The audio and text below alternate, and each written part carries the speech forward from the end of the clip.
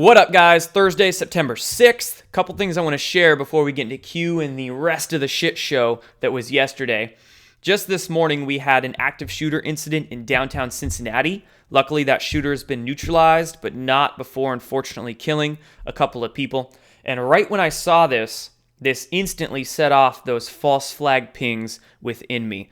Not only did this story blow up all across the mainstream media very fast, but of course, when the deep state needs to distract us from something, and mind you, there's plenty they want to distract us from right now, they will often pull a mass shooting incident such as this. So that being said, stay safe out there, everybody.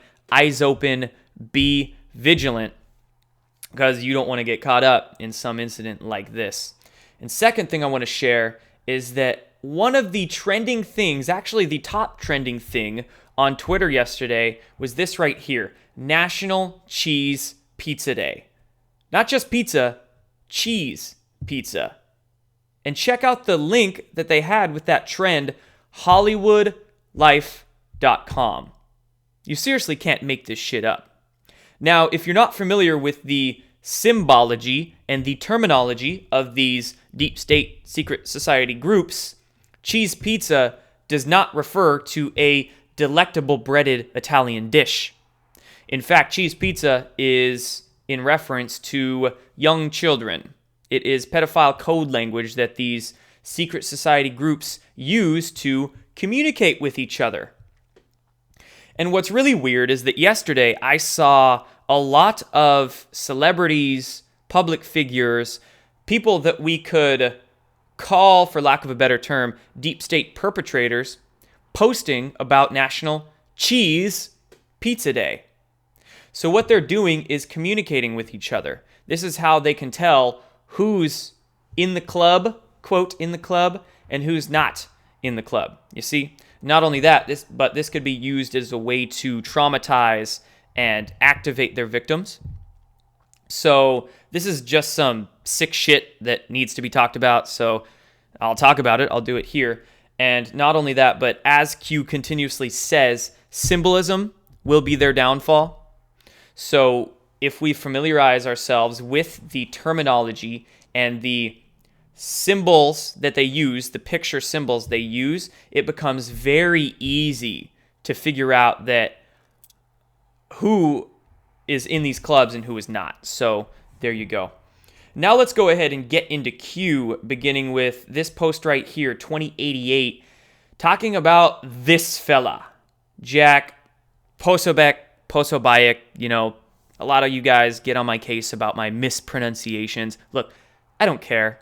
And in fact, I'm going to call him Jack Posobiec right now, because that's a much more fitting description given his actions recently. And one of those actions is this right here. So yesterday, he held a, quote, press conference. He's got his fancy OAN banner. He's sitting there in his suit and tie.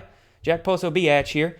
He held a press conference where he claimed that he unmasked the Q founder. And he's claiming that Q is now a definitive LARP, definitive fraud, and the case is settled.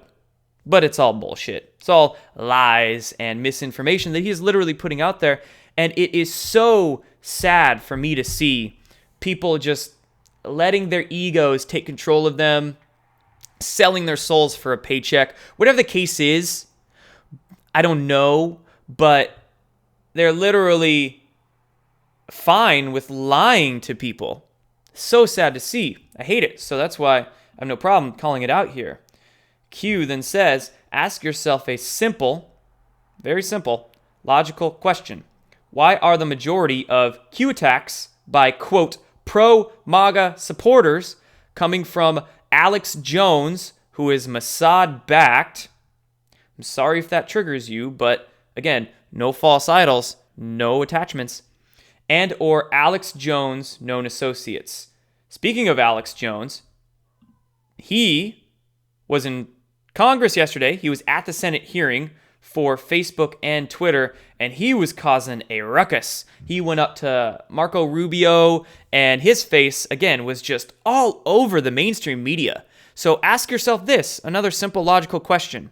If Alex Jones was a let's say a true truther, not some sort of controlled opposition, how does he get all this publicity? You know? Okay, he's been censored. Yeah, but his face is all over the news. His app is still there on the store with millions of downloads. He's still got his newsletter that millions of people went and signed up for in recent weeks. Controlled opposition 101. You're seeing it right here. Q asks, why are we a threat to them? Because Q is showing the lack of substance in these fools reporting. Q is showing what they don't talk about. Because there is a shitload of stuff that Jack Posobiec and Alex Jones don't talk about that needs to be reported on. Q asks, why not simply publish an original picture, plus or minus 1, 2, or 3 seconds, to establish credibility? Why was this done in the past? We knew this type of attack was coming. Predictable. Next post, regarding why not post an original picture, plus or minus 1, 2, or 3 seconds? Example 1, Air Force One. Picture was posted back in November. Another picture from Air Force One is posted in May, 6 months apart. Not right next to each other, but photographs that were taken a couple seconds apart were posted 6 months apart. And this was done so when fools like Jack Posobiec are trying to claim that, oh, Q has been compromised and there's a different poster now. Well, obviously it's not a different poster because we're getting not the same photograph, but different photographs taken just seconds apart, but we're still getting those, right? How would somebody that's been compromised still have access to those photographs to post them if it was compromised, you know? Logical, basic, simple questions. Q was prepared for this the whole time. It's very predictable. These people are truly dumb. Very, truly dumb. And let's go back to that Twitter hearing just for a sec before we move on. So, of course, we were talking about Alex Jones making a fool of himself in front of the Senate hearings. And then Jack from Twitter. Lots of foolish Jacks around. In the spirit of accountability, he tweets, and transparency, recently we failed our intended impartiality. Our algorithms were unfairly filtering 600,000 accounts, including some members of Congress, claiming they fixed it, but how did it happen? So let me just say here, I highly doubt it was only 600,000 people, probably many more than that, but Twitter Jack is claiming that they fixed it. Also something I highly doubt, because just over the last, we'll say 1 or 2 weeks, my Twitter engagement, my reach on that platform has dropped by at least 40 to 50%, and I have not seen it rebound since then. So I really don't think Twitter actually fixed it. Something Q was saying and many others were saying is that Twitter shut off a lot of their shadow banning just like a day or 2 ago because of this congressional hearing, just to say, oh, we don't shadow ban, but they're going to turn it right back on after this. I wouldn't doubt that. So just wanted to make that known. I highly doubt the shadow banning is fixed, not only on Twitter, but man, on YouTube. I get so many messages from people that they don't get notified with my videos. So there's something for me to tell you right now. Make sure you are notified and subscribe to this channel so you can get notifications if they even go out. But I highly doubt that shadow banning has been fixed. But let's go back to Q. Next post 2090. Q is linking a New York Times article right here about Jerome Corsi, the conspiracy theorist, as the New York Times claims, is subpoenaed in Mueller's investigation. I'll be honest, I have no idea what the 4D chess behind this move may or may not be. I'll just say, hey, I'm a conspiracy theorist. Can you subpoena me to appear in front of Congress? I got some important things to say. Come on. Do it. Next post from Q. Do you believe in coincidences? Posting a couple of articles, one of them being a Sarah Carter article right here. President Trump may declassify the 20-page FISA warrant documents that Congress wants. This is definitely one of the things that the deep state is trying to distract us from right now. Cue false flags. But we're looking at the FISA pages being declassified as soon as this week. I mean, even today, it's 9:30 in the morning right now. Here for me, even today, I think in a few hours, we have the Freedom Caucus senators convening to call for President Trump to declassify these documents. So very soon, maybe within days, that could be done. Very good news there. And not only that, but let's go back onto the FISA thing real quick. Joe DeGenova dropped a bomb on Fox News last night saying that Rod Rosenstein could be under investigation for things involving those FISA warrants. So lots of things blowing up with FISA this week. And once that snowball starts, just going to keep going and keep going. September, October, we're only about 2 months away from those midterms. So yeah, shit is going to start hitting the fan to make sure that those midterms are locked down for Trump and those on the side of Make America Great Again. Not the fake MAGA we've been talking about, but real ones that can have an open mind to see what's really going on. Back to Q. This next post, this one. Q posting a link to Judge Kavanaugh. Oh man, this video has been taken down since then. Wonder why.